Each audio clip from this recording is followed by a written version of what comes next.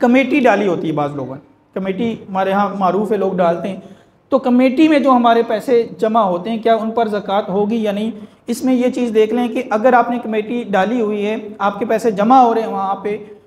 तो अगर तो अभी तक आपकी कमेटी निकली नहीं है, तो जो पैसे जमा हो रहे हैं वो आपकी सेविंग है। जब आप अपनी ज़कात का हिसाब करेंगे, वो पैसे जितने आपके वहाँ पर जमा हो गए हैं उनको भी साथ में शामिल करेंगे और उनकी भी आप ज़कात अदा करेंगे, ठीक है। और अगर आपकी कमेटी निकल चुकी है, आपने कमेटी वसूल कर ली, मसलन 5 लाख की कमेटी थी, अभी आपने 2 लाख अदा किया है और आपकी कमेटी मिल गई, आपको 5 लाख रुपया मिल गया, तो आपको 2 लाख जो मिला है वो तो आपका अपना है,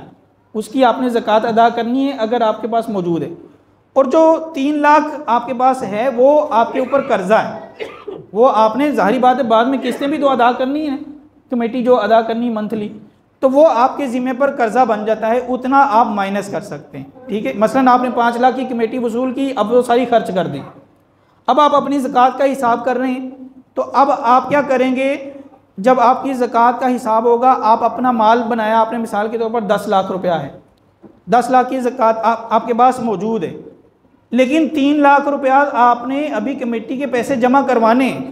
तो आप उसमें से माइनस कर लें और आपका बकिया कितना बचेगा, 7 लाख रुपया, उसकी आप फिर ज़कात अदा करें। तो यूँ जो चीज़ें आपने लोगों से वसूल करनी है, जो पैसे वसूल करने, उसकी ज़कात आपने देनी है,